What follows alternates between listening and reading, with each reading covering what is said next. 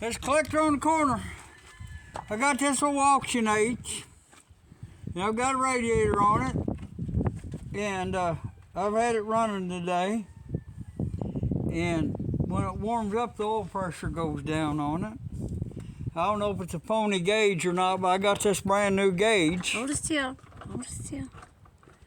Okay. I bought it to them about 4 years ago, and Debbie said you'll never use them.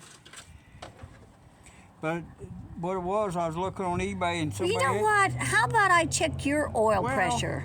Somebody had these on there for like 17 bucks for 3 gauges. That's real and pretty. I bought 2 sets of them. That's real pretty. And I used one set of them, and the other one was up on the shelf, and I got it off. So I'm gonna change. What I'm gonna do? I've let it warm up once, so I'm gonna warm it up one more time. I'm gonna drain the oil. There goes a Rusty. And I'm gonna pull the oil pan off of it, and I'm gonna pull the rod bearings down, the main caps down, and look at the bearings. It's got a noise in it. I don't know. You got a drippy gas thing too. Yeah, I always got drippy gas. But anyway. Really? You always got drippy? I'll go get a match. Well, I did. I made sure that I had test it for you. When I put a thermostat housing on here, I made sure one had a thermostat in. To make sure that was open, I took it into the house and put it in a coffee can and boiled it and washed it, and the thermostat opened. Anyway, so, and I had a leak on the water pump. Of course you did. And it seems to have quit. And right now, just to check the temperature on it, I've just stuck that gauge down in the top of the radiator. Yes, I don't blame you. I ain't hooked it up on the You want to check my temperature? I think it's going up. Okay. But I have fixed a little bit of stuff. I didn't say fix. I said clean. I got the ignition switch. Clean. I better turn the gas on. It won't run if you don't turn the gas on. Well, it's dripping enough. It ought to work.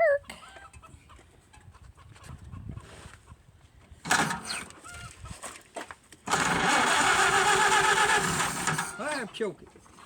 I'll choke it. There's a choke. I could have choked it. Cable didn't want to pull. Boom. That's how I feel.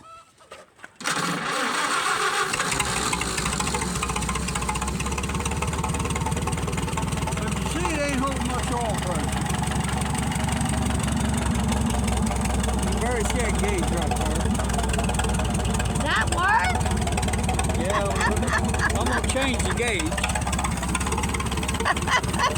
I don't know if you guys can see it. I'm not that tall. When I first got it going, them governors wasn't working right. And I took that off and I squirted some oil down there and shoved on the screwdriver and got that moving. Seems like it's smoking good. I can hear something. I don't know if it's just the liquor. I think it's take me off to the junkyard. Take me off right now. Okay, what I did. Look at, he's a traitor. He's wearing an Echo. What he did to the water pump. It was leaking, just sitting there. Yes. Pour water in it, just run. Yes, just I run. pulled this little cap right here off. Yes.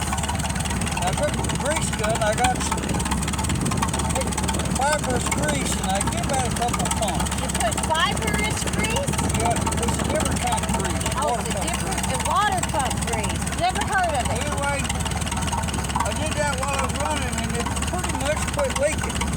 Good. Pour them down.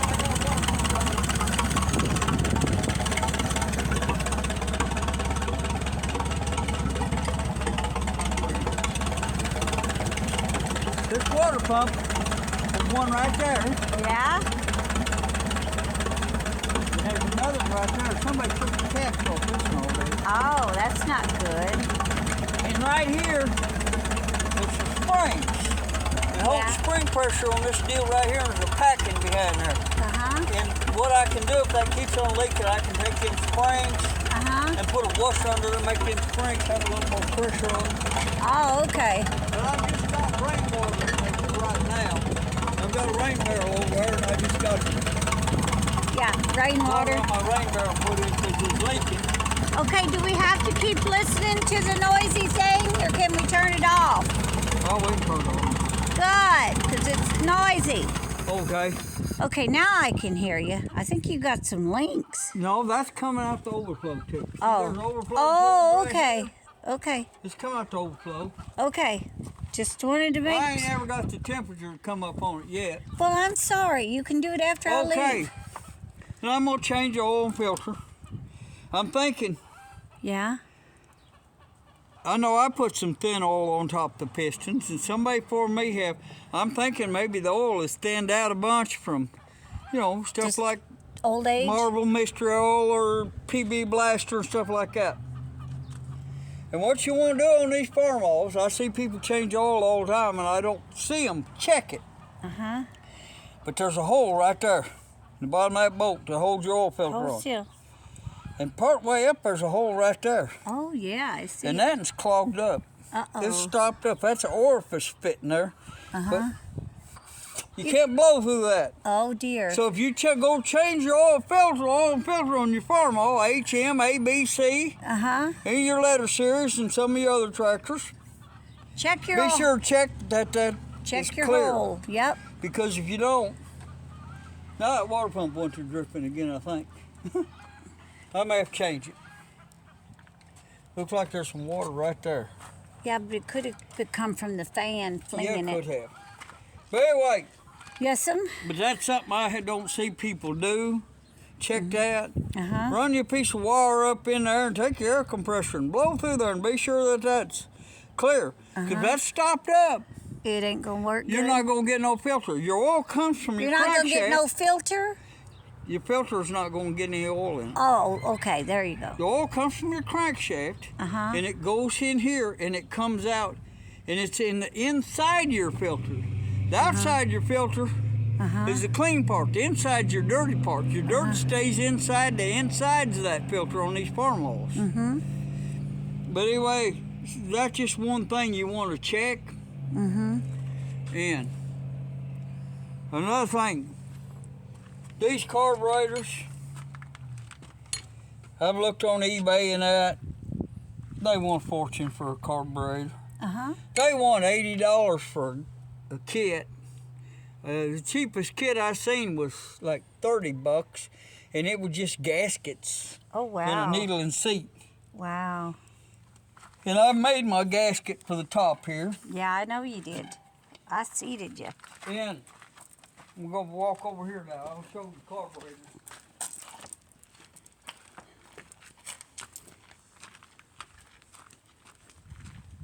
Walk this way, talk this way. It's the Walk same auction this that I bought way. them tractors. Yes'm. I bought two carburetors, an M carburetor and an H carburetor for $5 a piece. And this is that H carburetor. I've had it soak in some diesel and just took it apart. They use silicone for a Well, gasket.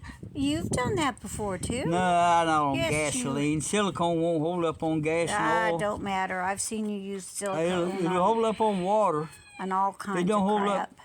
Anyway, they even That's had in our poor days. they even people. had the Venturi siliconed into here. Venturi Highway. Is that what you're But saying? I get $5 for that carburetor. Okay. But $5. look here, look at that float. It's got a real good float. Oh. Them floats. Looks like a little It's got a tiny few little dents canteen. in it, It's but cute. it'll float. I put it underwater and sank it, Uh-huh.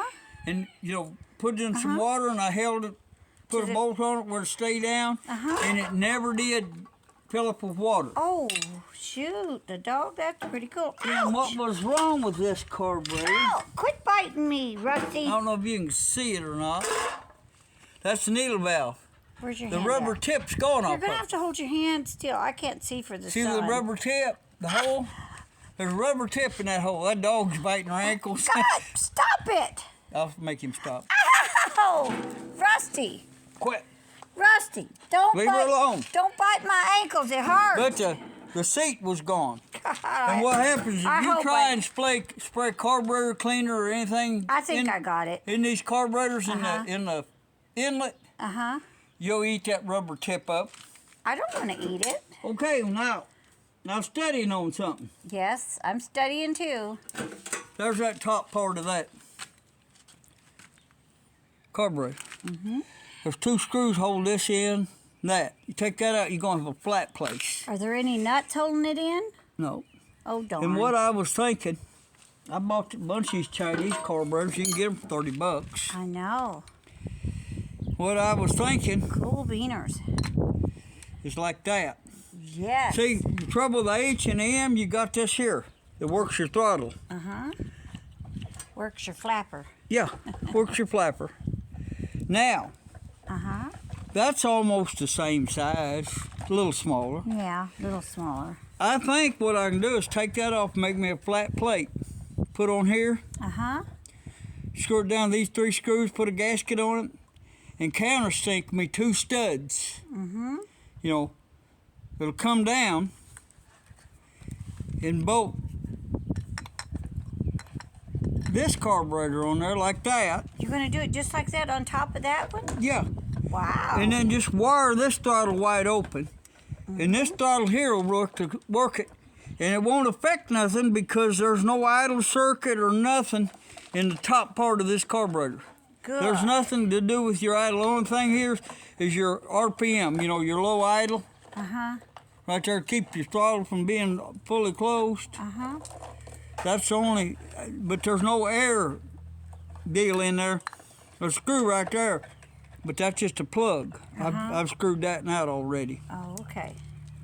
But a lot of people don't like these Chinese carburetors, but I've had good success with them so far. I mean, you know, I've bought 3 of them. Yeah. So far, they've all did pretty good. Yep. But you have to put it like that, What kind of butt? and that's towards air cleaner. I'm gonna try and make an adapter and put a Chinese carburetor on the H. See if it'll work. It ought to work. Okay, I'm gonna tell a couple of stories. Oh, you got a story for us. Oh, about 50 years ago. 50-some years ago. Oh Before my I was God, married, I was joking. Before I was married, I was working in a shop down at Walt Ridge. And at noon, I'd go out there and sit in my car and eat my lunch. Sit in the sunshine. It's wintertime. And I was eating my lunch, and right there, and I was in Walt Ridge, and on the south side of that UP track that goes east and west through town, Walnut Ridge. And there was eastbound train going by. Hear him a-coming, blowing his whistle. And them lights went to flashing and all that. And a guy in a Ford Bronco, one of them that everybody pays a lot of money for nowadays, and he tried to beat that train. And the train hit the spare tire on the very back of this Bronco. Oh, that's all he got? Yeah, hit the back tire. Oh, wow. But it flipped the Bronco up in the air, and it landed on top of another car that was sitting over there waiting on the train. You know, it was in the other lane. Oh, gosh. And that spare tire just went up in the air and went out of sight. Wow. You know, didn't. Wow. And then it landed in your lap. no, in about a mile down there, there's this factory called Vulcan. They made rubber moldings and all kinds of stuff, you know. I don't know what all they did down there, but it's a pretty big factory. Probably had 100 people working for it. Pretty big for Arkansas. And there's a guy I know, he died here a while back, his name's Frank. He had this little blue Mustang. He was really proud of it. Wasn't a very old car. It was baby blue and 6-cylinder. 3-speed on the floor. He drove it to work. He lived down around Old Cane. He drove it to work, and he really liked driving it because a little old bitty 170 motor in it and got real good gas mileage. And he wasn't a hot rodder, but it was a nice little car. And that spare tire went all the way down there and went through the windshield of that car and went inside and just tore that car all to pieces. And it actually moved the car. When it hit it, it moved it, you know, it was on the parking lot, and it shoved it all a good long ways and totaled it out. Wow. And he was working down there, and it was dark when it was wintertime. It was dark when he got off work, you know. Oh, He goes out there, looks for his car, and finds his car, and it's totaled out. Oh, Lord.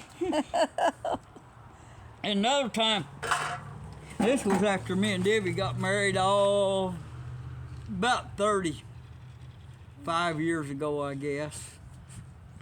I was working for this guy, this company that they worked for the railroad, and I worked for them. They was contractors. Right. I wasn't working for the Burlington Northern or the Union Pacific Railroad or nothing. I was working for this contractor. And what they'd do is they'd come down through there every once in a while. When the tires got wore out, those wooden tires, they'd replace all the tires all the way down through there from St. Louis all the way to Little Rock, I guess. And I was driving a dump truck, old GMC with a 238 and a 10-speed old twin-screw dump truck. And what they do, when they come to them railroad crossings, they take a backhoe with a thumb, and they take the crossing boards out, set them on sides, and they take all them ties out from that railroad crossing, dig the gravel out, put new ties in there, dump new gravel in there, spread that gravel out, and then these deals would come by, and they'd come by and kind of mulch that in and lift the track up and level the track. And after they got done doing that, they'd put them crossing boards back in. And, of course, there was asphalt come up to each side of them railroad crossings. In a lot of places, you'd have to haul asphalt down there. I was hauling that asphalt and gravel around to them crossings where they was going to need it. There's an old boy named Ralph Schrader.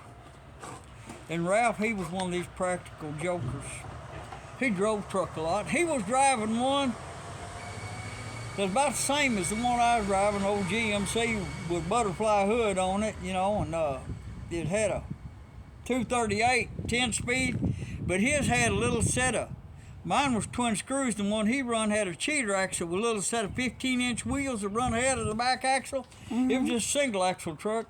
And I always was teasing him, telling him he had to drive a truck with training wheels on it. Anyway, I got something in mind. Dirt or a bug? Diesel, probably. Diesel. Oh, Carburetor cleaner. I don't know. But anyway, you'd sit around that crossing with a load of asphalt with nothing to do. Waiting, you just stayed there till they needed that asphalt, and you backed up there and dumped that asphalt, and they spread it out and compacted it and all that. And they had a jackhammer down there, to drive the spikes, and stuff like that.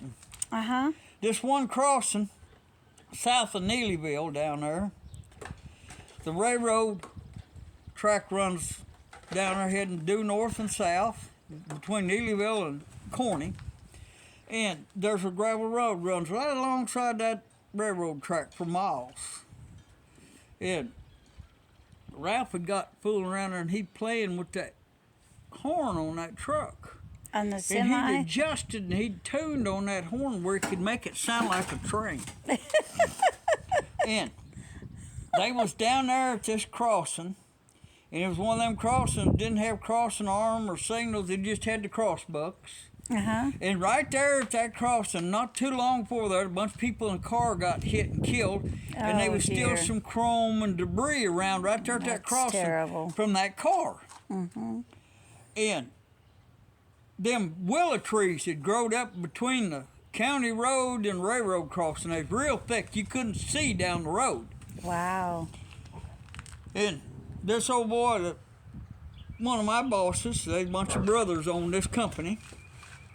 He had him a new ton truck, and he'd backed up there with an air compressor on the back and had hose strung out there and that jackhammer up there, and they was up there and had that crossing dug out and poured some gravel, and they was waiting on that machine to come by that What's he growling at? mulch that gravel in and align that track before they put the crossing boards back in.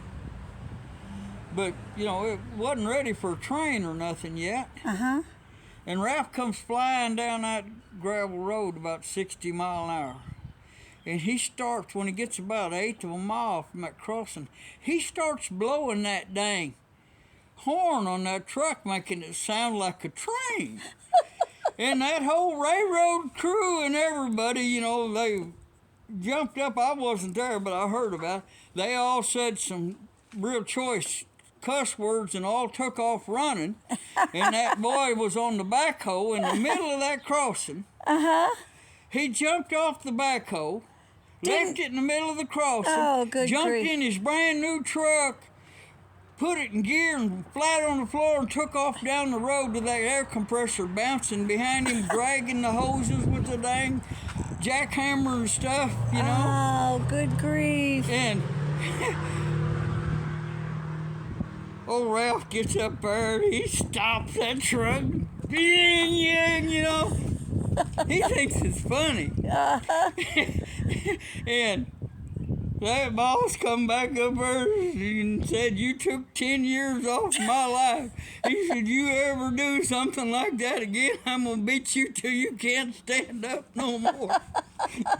But he's one of them guys always doing something. You know, there's them kind of guys around, you know, don't mean nothing by it, but yeah. He scared everybody. Yeah. What'd Lee have to say? He told him, you took 10 years off my life. Oh, that was Lee. It tore the hose in two, you know. Oh, God. Because the jackhammer was hooked to the hose, and he went flying down the gravel road. He thought, well, see, when them trains derail, you know, it's dangerous to be anywhere around there, and some of them got chemicals, they can be explosive with fire. You don't know, you know. Yeah. And they're supposed to have tracking time and no trains going down through there, but mistakes can be made. Yes, they can. And there's been times, you know, when people had tracking time and here come a train. Yeah. Anyway, the last time I talked to him, he was hauling high explosives. Oh, great. Like he really needs to. He was working. He had him a real nice truck, a Western Star. There's a brand new truck. And on the back, he had more or less an apartment. That thing had a toilet and a shower and a stove, and he had everything on the back of on that sleeper, great big sleeper. Wow. Big old long truck. And I said, well, good Lord, how much this thing weigh? I said, you can't haul much of a payload. He said, I don't haul heavy stuff at all. He said, I'm hauling high explosives and stuff like that. He said, you know, stuff like that. He said, sometimes, he said, I pull a special trailer, and he said, I haul radioactive waste, you know, spent stuff like that, you know. And he said, but when I do that, he said, more or less the Army escorts me when I'm hauling that radioactive stuff. But he was doing that. I don't know, he may be dead by now. I ain't seen or heard nothing from him in years. But anyway, he was a lot of fun to be around, but he carried that practical joking a little bit to the extreme. Your dog just pushed down that... But we're enjoying this pretty weather. Yes, I'm enjoying it, even though I can't get Randy to do nothing. Well, I do stuff, but it's stuff that's stuff that I consider fun for me to do. And cleaning up stuff ain't fun. What about me? I have to clean the house. Do you think I like it? No, I know it. Why won't you hire me a maid? Well, if you got the money, hire one. Oh, you won't like what I hire. Ugly one. That's right. I'm going to get one that hates. Ugly and mean? Yeah, every time she goes by you, she's going to sock you in the head. Okay. I'll give her an orange. I'll give her an orange killet. Ugly and mean. No, she can be pretty and mean. Well, anyway, you can see we're still love bugs after all these years. It rained yesterday. And it hailed so much here that the ground was white, and it was about, some of them may have been big as a quarter, most of them about as big as a nickel. It covered this ground out here. Yes. And Debbie up there where she's at, she said they was bigger than that. Yeah, they were, some of them were as big as pine cones. Yeah.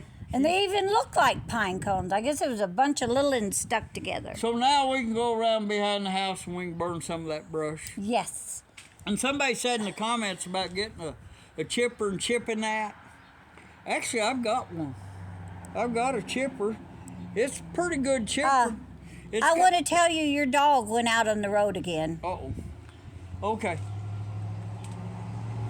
Well, anyway. It's a pretty good chipper. It's got a Kohler. It's got a one-cylinder Kohler motor in it. It's not a real big And one, Randall, but it does a good job. But I used, just don't like using. I just soon burn that stuff. bull crap. You used it to death when you first got I it. shredded paper with it. I know, but you used it to death. It went on. It still runs. Well, then prove it. Bring it out here so I can throw some of your stuff in it. Well, I think the carburetor got stopped up. That's right. Probably stopped up with paper. It always did smoke a little black smoke when you first started. Okay, well, anyway, I'm going to cut this. I'm going to tell y'all goodbye and good luck and have a great day, because this guy here don't know when to shut his mouth. If any of y'all have ever talked to him, he'll talk.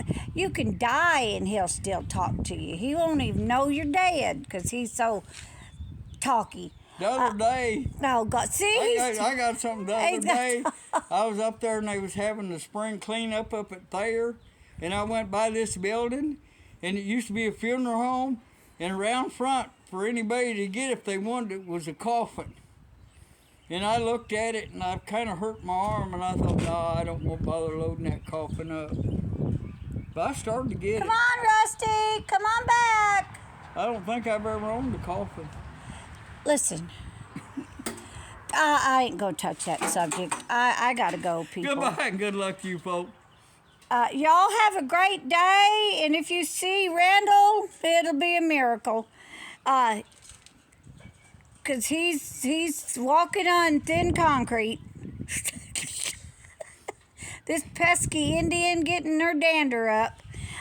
Love y'all, and y'all have a great day. And be sure to like and subscribe and comment below. And just comment, and share, because we love you and you're out there. Oh, I'm just trying to sing. But anyway, love y'all. You have a great